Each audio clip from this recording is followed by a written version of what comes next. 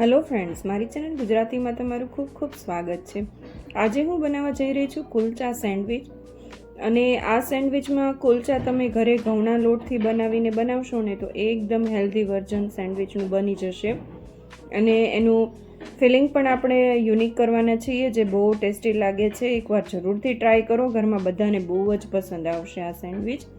અને મારી ચેનલ ઉપર નવા હો ને તો ચેનલને સબસ્ક્રાઈબ જરૂરથી કરી લેજો ને વિડીયો ગમે તો વિડીયોને લાઈક જરૂરથી કરી લેજો. તો ચાલો બનાવવાનું શરૂ કરીએ આ કુલચા સેન્ડવિચ. તો એના માટે આપણે અહીંયા મસ્ત મજાના કલરફુલ વેજીસ લઈ લેવાના છે.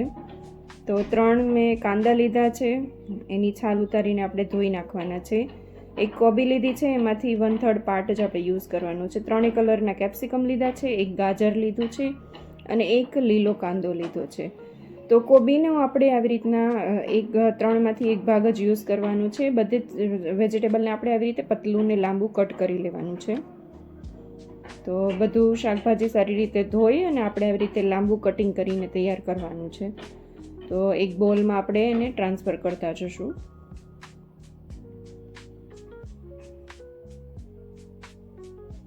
તમે કોબીની જગ્યાએ લેટસ પણ લઈ શકો છો અહીંયા. હવે કેપ્સિકમને પણ આપણે આવી રીતના એના બિયાનો પાર્ટ કાઢી અને પતલી ને લાંબી સ્ટ્રાઈપમાં કટ કરી લેશું. તો આવી જ રીતે 3 કલરના કેપ્સિકમ પણ આપણે થઈ ગયા છે. તો એ પણ આપણે બોલની અંદર લઈ લઈએ.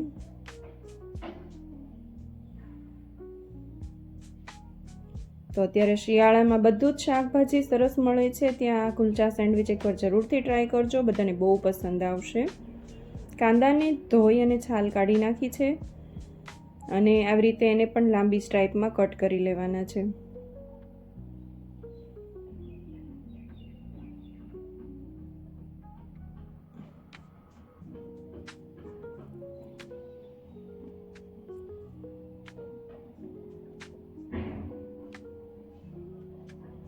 અને ગાજરને ધોઈને છાલ કાઢી નાખી છે અને ગાજરને આપણે ખમણી લેવાનું છે, મોટી ખમણીથી.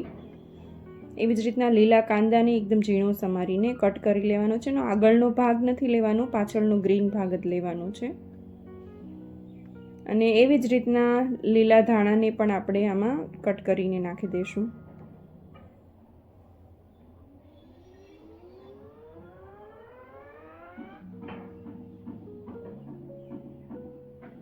મકાઈના દાણાને બોઇલ કરી લીધા છે, એ પણ આમાં એડ કરી દઈએ. હવે થોડાક મસાલા કરી લઈએ. તો 1 ટેબલસ્પૂન મીઠું લીધું છે, 2 ટેબલસ્પૂન ઓરેગાનો લીધું છે, અથવા તો મિક્સ હર્બ્સ બેમાંથી કોઈ પણ લઈ શકો છો. 1 ટેબલસ્પૂન પેરી પેરી પાવડર, 2 ટેબલસ્પૂન ચીલી ફ્લેક્સ લેવાના છે. પેરી પેરી પાવડર ન હોય તો ચીલી ફ્લેક્સ તમે વધારે લઈ શકો છો. 3/4 કપ આપણે એમાં પ્લેન મેયોનીઝ એડ કરવાનું છે. તો 1/4 કપ જેટલું મેયોનીઝ નાખી દઈએ. અને 1 ટેબલસ્પૂન આ સેન્ડવિચનો મસાલો છે. તમે કોઈ પણ મસાલો લઈ શકો છો સેન્ડવિચનો, અથવા તો ચાટ મસાલો લઈ લેવાનો. હવે અહીંયા 3 ચીઝ ક્યુબ લીધા છે, એને પણ આપણે આમાં જ એડ કરી દેવાના છે. તો ચીઝ ક્યુબને ત્રણેયને ગ્રેટ કરી લઈએ આપણે.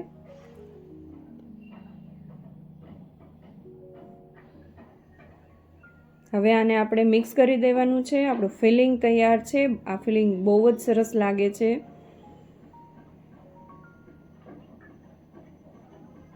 તો છે ને એકદમ ફિલિંગ. હવે આપણે એનું સેન્ડવિચની ગ્રીન ચટણી પણ બનાવી લઈએ એની સાથે.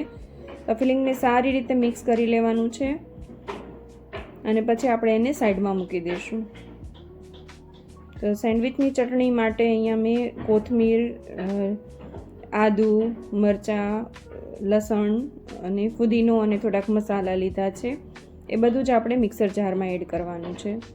તો અહીંયા સૌથી પહેલાં 2 ઇંચ આદુ લીધું છે અને 4 તીખી લીલી મરચી લીધી છે. આ ચટણીમાં તમારે આ લીલી મરચી જ યુઝ કરવાની છે, એનો ટેસ્ટ એકદમ અલગ જ આવશે.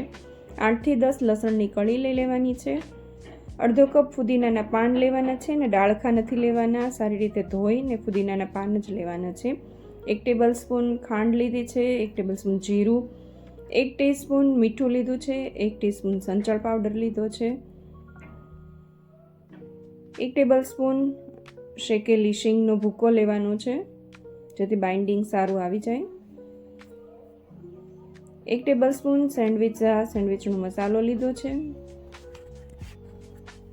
હવે આ ચટણીને એકદમ ટેંગી બનાવવા માટે આપણે એક લીંબુનો રસ એમાં એડ કરી દઈશું. તો આશરે 2 થી 3 ટેબલસ્પૂન જેટલો લીંબુનો રસ મેં નાખી દીધો છે.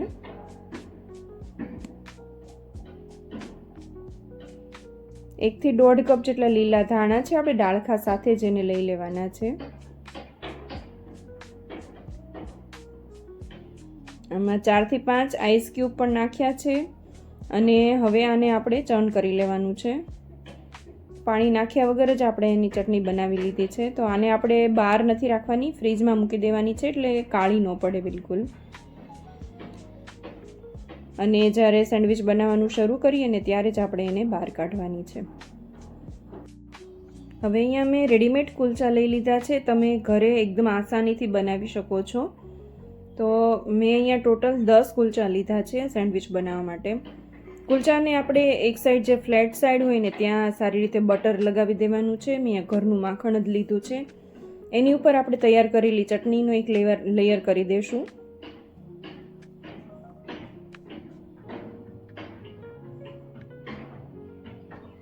હવે આની ઉપર આપણે જે ફિલિંગ બનાવ્યું એ ફિલિંગ સારી રીતે ભરી દેવાનું છે. તો એકદમ વધારે પ્રમાણમાં ફિલિંગ ભરવાનું છે એટલે ટેસ્ટ એનો સરસ આવે.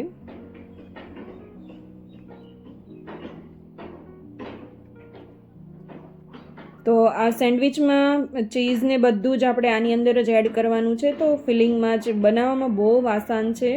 કાંઈ પણ આપણે એને ગેસ ચાલુ કરીને ફ્રાય નથી કરવાનું.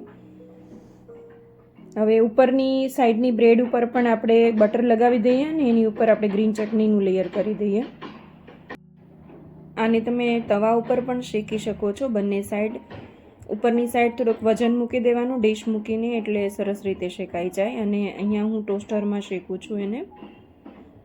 ઉપરનું લેયર આપણે એને લગાવી દઈશું અને સેન્ડવિચની ઉપર મૂકી દઈશું.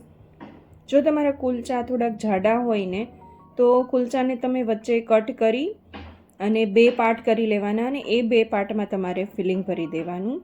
મારે કુલચા અહીંયા એકદમ પતલા છે તો હું એક ઉપર નીચે બંને સેપરેટ જ લઈ રહી છું. હવે ટોસ્ટરમાં બટર લગાવી દઈએ અને એની ઉપર આપણે કુલચા સેન્ડવિચ મૂકી દઈશું. અને એની ઉપર પણ આપણે બટર લગાવી દેવાનું છે.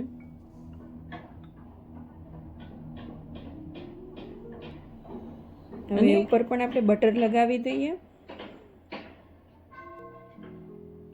અને ટોસ્ટરને બંધ કરી અને એને શેકી લઈએ.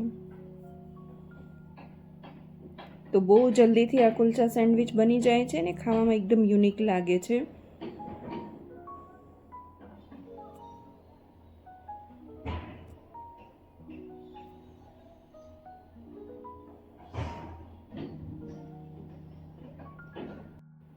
તો ફ્રેન્ડ્સ, રેસીપી ગમી હોય તો કોમેન્ટમાં રેડ હાર્ટ જરૂરથી આપજો અને આવી નવી નવી રેસીપીઝ જોવા માટે ચેનલને સબસ્ક્રાઈબ જરૂરથી કરી લેજો. હવે આને કટ કરીને આપણે એને પણ ચીઝથી ગાર્નિશ કરી લેશું.